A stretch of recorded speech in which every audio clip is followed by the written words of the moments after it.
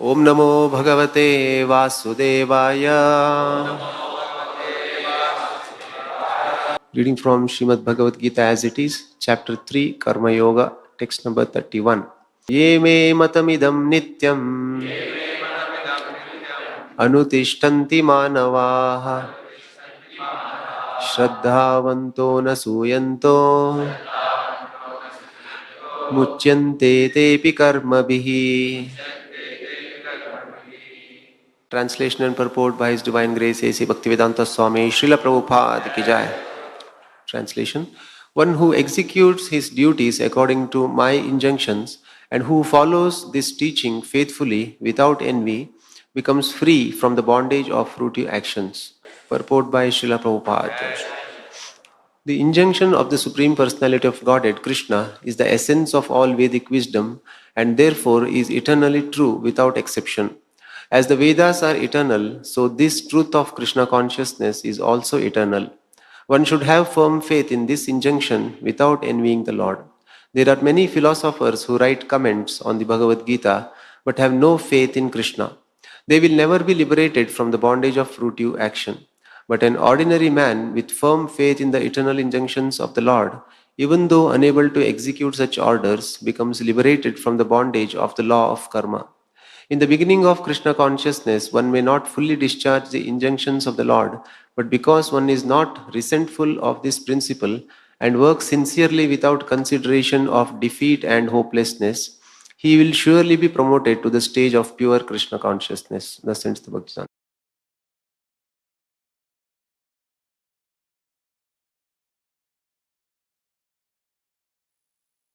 Reading from Bhagavad Gita as it is, chapter titled Karma Yoga, page 104, verse 31. One who executes his duty according to my injunction and who follows this teaching faithfully becomes free from the bondage of fruitive actions. Therefore, this injunction of the Supreme Personality of Godhead, Krishna, is the essence of all Vedic wisdom. Yes. What is Vedic wisdom? Vedishta sadbhi ahameva vedyam. Knowledge. Veda means knowledge. What is perfect knowledge? Perfect knowledge is that my constitutional position is to serve. Bring any man in this world who can say that I am not servant. Is there any man or woman within this world, within this universe, who is not a servant? Can any one of you say that you are not servant? Is there anyone? Everyone is servant. Somebody is servant of the society, somebody is servant of the country, somebody is servant of his wife or family, or some cats and dogs, ultimately. One must be a servant. So, when a man comes to this knowledge that I am serving, so why not serve the Supreme? This is knowledge. This is perfection of knowledge. Nobody can be freed from being a servant. Either you become a servant of God or you become a servant of dog. You must be a servant.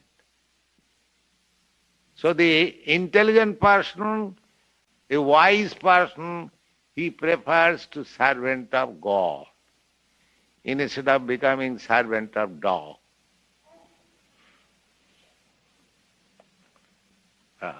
There is no escape that one is master. Nobody is master. Everyone is servant. Therefore, one who executes his duties according to my injunction, God's injunction, and who follows the teachings faithfully becomes free from bondage. As soon as you become servant to somebody besides God, then you are in bondage. You are in obligation. Obligation there is, but that is not bondage. To become servant of God is not bondage. But servant of dog is a bondage. So, the intelligent person is he who knows that I am servant. Oh, why not become servant of the greatest? Just like somebody wants to be worker in government service. Why? Because government is very big establishment, great establishment. He has got many facilities. There is not bondage. Similarly, why not become the servant of the supreme government? That is perfection of knowledge. So long we are not servant of God, that means we are deficient in knowledge. And perfect knowledge is to become servant of God. Because you cannot escape by not being a servant. Everyone has to become a servant, this side or that side. Go on. As the Vedas are eternal, so this truth of Krishna consciousness is also eternal. One should have firm faith in this injunction without envying the Lord. There are many so-called philosophers who write comments on the Bhagavad Gita but have no faith in Krishna. They will never be liberated from the bondage of fruitive action.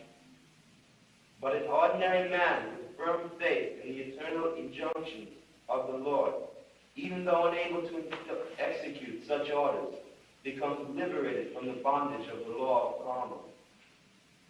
In the beginning of Krishna consciousness, one may not fully discharge the injunctions of the Lord, but because one is not resentful of this principle and works sincerely without consideration of defeat and hopelessness, he will surely be promoted to the stage of pure Krishna consciousness. Yes.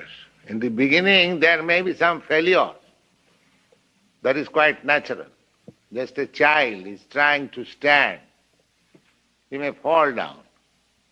But that does not mean he should give up the idea. Go on. A time will come when he will be perfect. So we should not give up this business to try to serve the Supreme. May be imperfect in the beginning, but stick to it, and a time will come when you will be perfect, Krishna conscious. 32. But those who out of envy disregard these teachings and do not practice them regularly are to be considered bereft of all knowledge, be fooled, and doomed to ignorance and bondage. Yes. If somebody says, oh, why shall I serve God? All right, then he shall have to serve dog, that's all. Therefore he is befooled.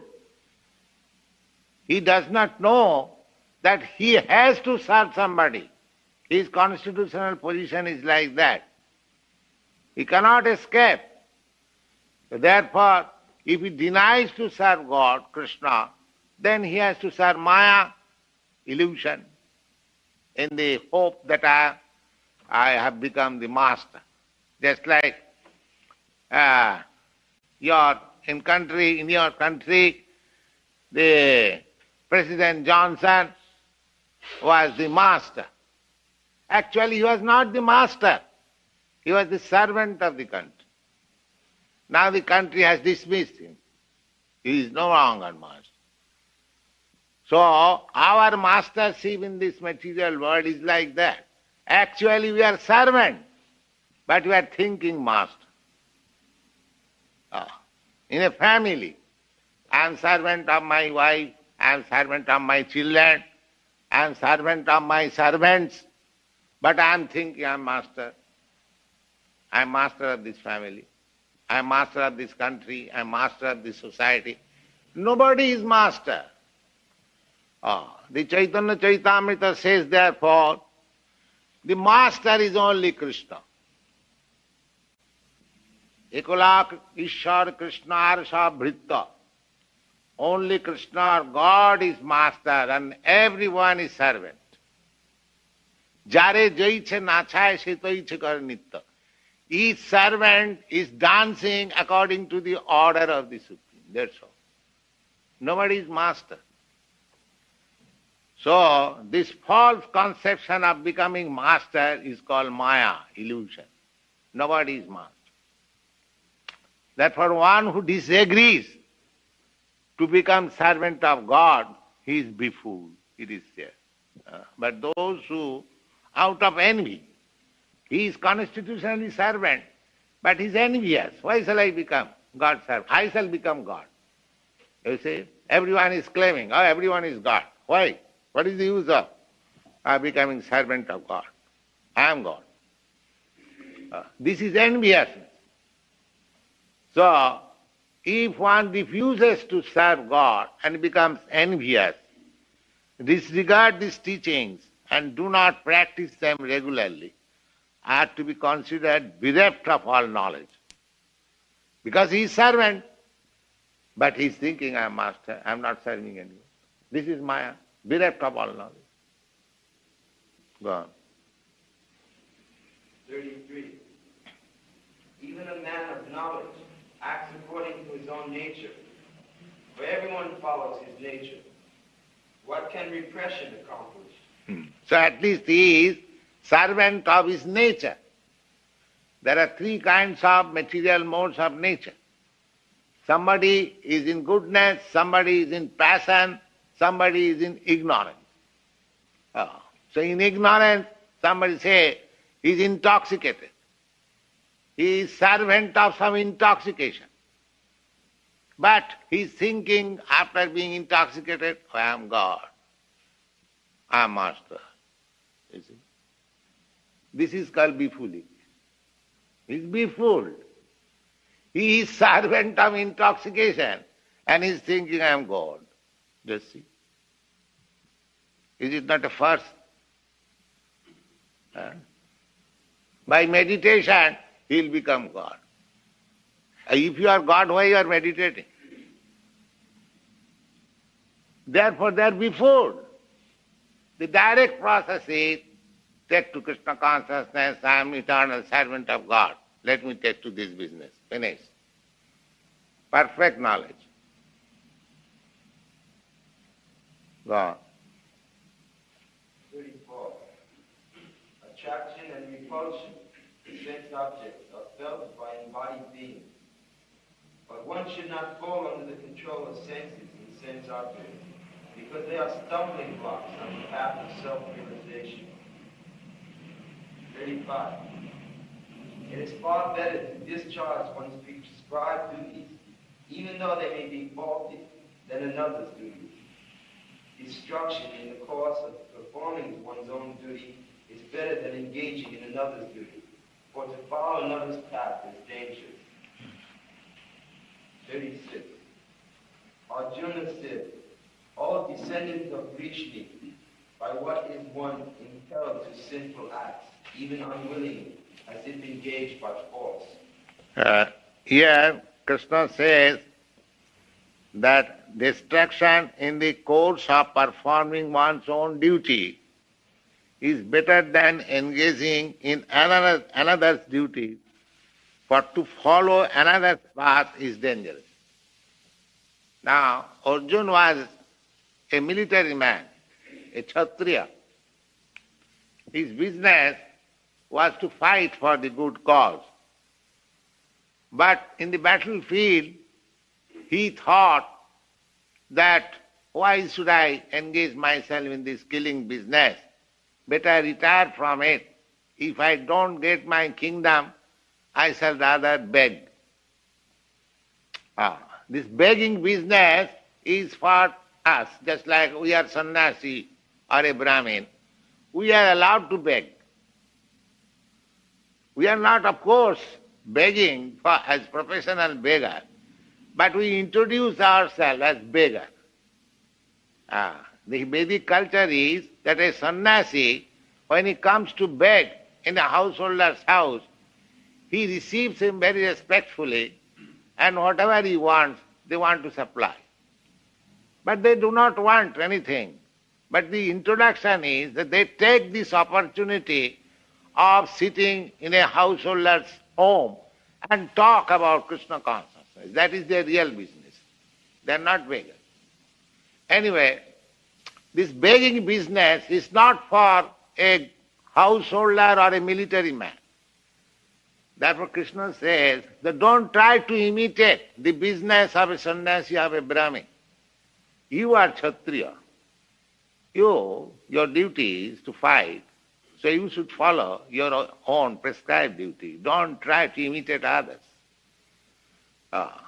But one can attain perfection by being engaged in his own occupation, provided he does it in Krishna consciousness. So Krishna is asking him to fight, and he is a professional fighter. So if he fights in accordance with the order of Krishna, there is his perfection. This is the purpose. Go on. A living entity, as part and parcel of the Supreme Personality, is originally spiritual and pure, as well as free from all contaminations of matter. Therefore, by nature, the living entity is not subjected to the sins of the material world. But factually, when the living entity is in contact with the material nature, he acts in many sinful ways without hesitation. As such, Arjuna's question to Krishna is very sanguine as to the perverted nature of the living entity. Although the living entity sometimes does not want to act in sin, he is still forced to act. This force is not, however, impelled by the super soul living within the living entity, but must be due to other causes. And that is explained in the next verse by the Lord. 37. The Blessed Lord said, "It is lust only, Arjuna, which is born of contact with the material modes of passion, and later transformed into wrath, and which is the all-devouring, sinful enemy of this world." Yes. Passion, if you increase your passion, then when you cannot fulfill your passion, you will be angry, wrath, one after another. So, this is due to our being situated in the modes of passion. As I have told you, there are three kinds of modes of material nature. One is goodness, one is passion, and one is ignorance. So, ignorance is the lowest quality, passion is still better than ignorance, and goodness is the highest good quality within this material world. And one has to transcend even goodness. Then he can go to the Krishna consciousness platform. So, one should not remain on the platform of passion. He should try to rise on the platform of goodness, and from there he should try to be promoted in Krishna consciousness. This is one method. But if you take to Krishna consciousness directly, then automatically you transcend the platform of ignorance, passion, and goodness. Go on. 38. As fire is converted by smoke, as fire is covered by smoke, as a mirror is covered by dust, or as the embryo is covered by the womb, similarly, the living entity is covered by different degrees of this lust. Lust. Different degrees of lust. Those who are in the modes of goodness, their lust is a different quality. Those who are in passion, their lust is in different quality. Those who are in ignorance, their lust is different. It is a question just like there are first class prisoner, second class prisoner and third class prisoner. So, after all they are prisoners. Maybe first class, second class or third class. That doesn't matter. Similarly, within this material world, somebody may be very learned, rich, beautiful, and all good qualifications in the modes of goodness. So, they are somebody in passion and somebody in lower degree or even animal life. But they are all prisoners within this material world. One has to transcend this position. One has to transcend even the so-called goodness of the material world. Just like Arjuna was trying to be so-called good man of this material world. He was trying to avoid the injunction of Krishna. Krishna wanted him that he should fight this Kurukshetra battle. But he wanted to be good man. So, that fighting, when he was convinced of Krishna's instruction, this Bhagavad Gita, that means he transcended even the goodness platform of this material world. So Krishna is trying to raise him to the Traigunna Visaya Veda Nistraigunna Bhavarjan. This whole material atmosphere is surcharged with three modes of material nature. So one has to transcend the modes of material nature. Just like one should not try to become a first-class prisoner. In the prison house, if one is a third-class prisoner and one is first-class prisoner, the third-class prisoner should not aspire that let me remain in this prison house and become a first-class prisoner. That is not good. One should transcend the prison walls or come out of the prison house. That is his aim. Go on. Prabhupada, there are three degrees of covering of the pure living entity, and thereby the pure consciousness of the living entity, or Krishna consciousness, is embarrassed by non-manifestation. This covering is but lust, under different manifestations, like smoke in the fire, dust on the mirror, and the womb about the embryo. When lust is compared to smoke, it is understood that the fire of the living spark can be a little perceived. In other words, when the living entity exhibits his Krishna consciousness slightly, he may be likened to the fire covered by smoke. Although fire is necessary when there is smoke, there is no overt manifestation of fire in the early stage. This stage can be compared with the beginning of Krishna consciousness. The comparison of the dust of the mirror refers to the cleansing process of the mirror of the mind by so many spiritual methods. The best process is to chant the holy names of the Lord. The comparison of the embryo being covered by the womb is an analogy illustrating the most awkward position, for the child in the womb is so helpless that it cannot even move. This stage of living condition can be compared also to the trees. The trees are living entities, but they have been put into that condition of life by such a great exhibition of lust that they are almost void of all consciousness. Yes. These trees, we should know that the trees, they are also living entities. But they have been put in such awkward position that they are standing up in a position for thousands of years. They cannot move even. If somebody is cutting, cannot protest. They have been put into such conditional life.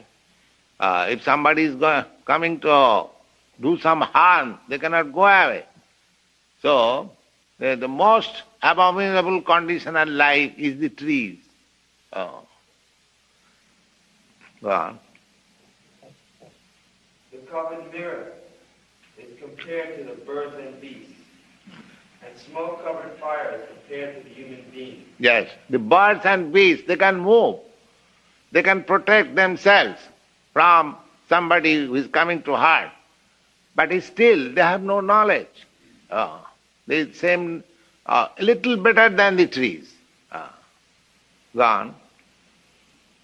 In the form of a human being, the living entity can perceive a little Krishna consciousness. And if he makes further development, the fire of spiritual life can be kindled in the human form. Yes. By careful handling of the smoke in the fire can be made to blaze. Yes. When the fire is covered by the smoke, if you little fan over it, then immediately there is blazing fire, immediately smoke is gone.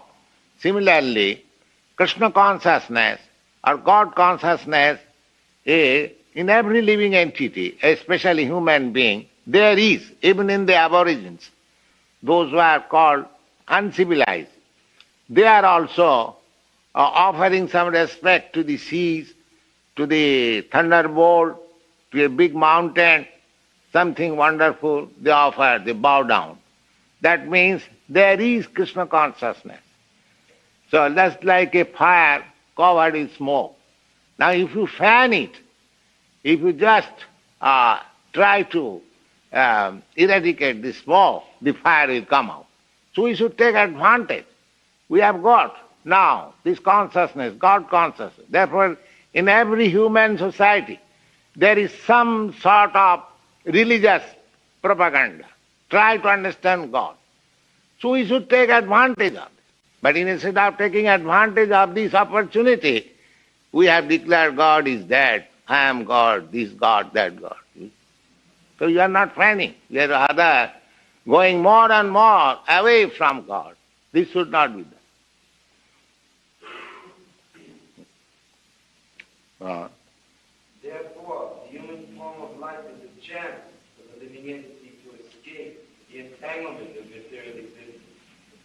In the human form of life, one can conquer the enemy, lust, by culture of Krishna consciousness under able guidance.